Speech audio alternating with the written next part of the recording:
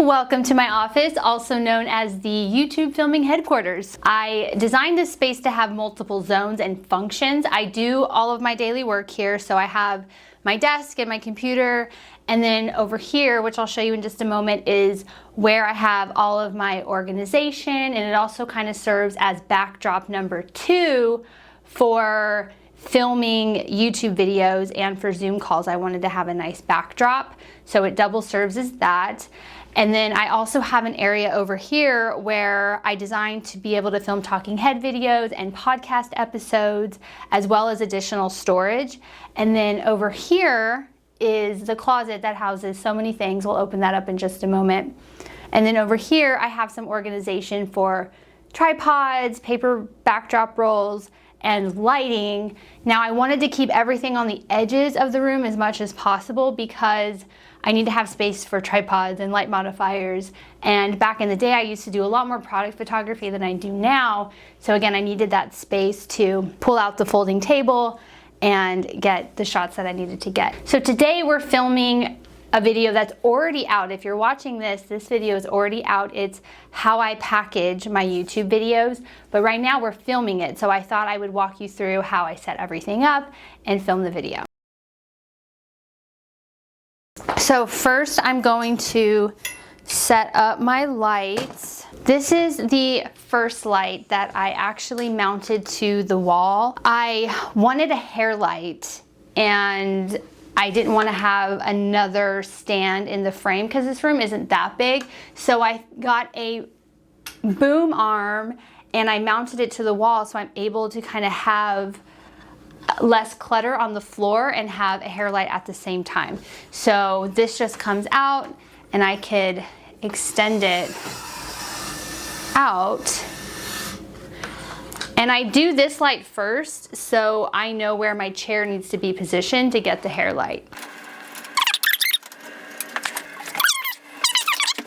After this light is up, I have a good sense of where I need to position my chair because I often push it back when I need more floor space, but when I'm filming, I will push it forward more. So I have to put the camera on this side of me because I want to shoot the longest part of the room for this video.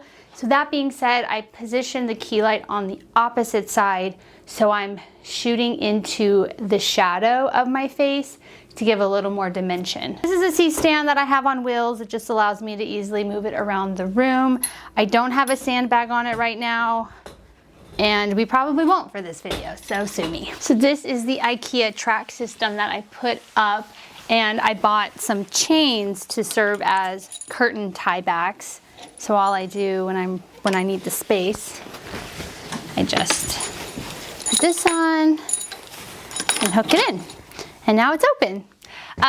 These are all of my curtains that I have. I have so many, I'm a damn curtain shop. I just kind of open this up so I have some space for this pole to go in.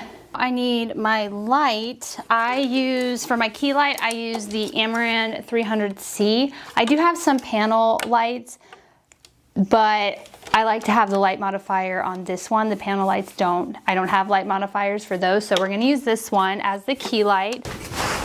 This modifier, this is from Nice Photo, and I've had it for a while, years actually, so I don't know if they even have it.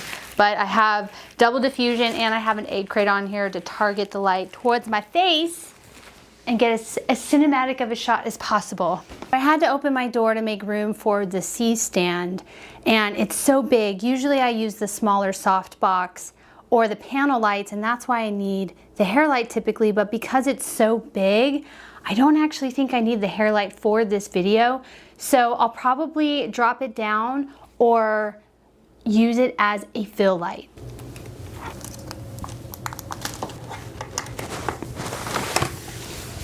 There we go. Now the lights are set up, I need to get the camera ready. So we're just gonna move it over here.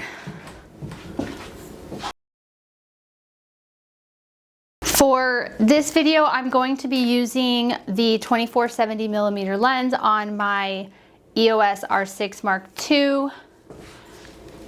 And this needs to come all the way down because we're seated and we need it to be more eye level. And I also am shooting in log, so I need to make sure I change my settings to C-Log 3. So we'll get that on here. It's probably gonna be even lower, but we'll see. And I also want to add, I'm gonna use a black diffusion filter to just soften up the skin tones, make it look nice and pretty. Camera is on, lens filter is on, camera settings are almost ready. What I do now is I need to set my exposure before I turn on all of my studio lights. Almost. I will almost turn on the studio lights. First, I want to see if this will actually work today. It hates me and it doesn't always work, so we'll see. Will I be lucky? Ah. Fingers crossed. Come on, come on. No luck today. Wah, wah, wah. Okay, well, fuck you then. We just won't use you at all. I think the cord is shot because it's very loosely in there and it would drop connection often when it would work. So I'm hoping it's more cord, less monitor, but who knows? Who knows? So we will just do it on our itty bitty screen. This is my DesView teleprompter, and as you can see, there's a ring and threading, so it just slides right on the camera. And here I connect my smartphone, and there's an app that becomes the teleprompter. So I'm gonna do that now. All I have to do is, because you need this ring to connect it, so I just have to thread on the attachment and then I connect it. So I have my phone now with the app, and I take off the case because it's so bulky with it. And all I do from here is I open up the DesView app. You can see that, the DesView app. And I find my script, I hit script, and then I just go through all the settings for the teleprompter.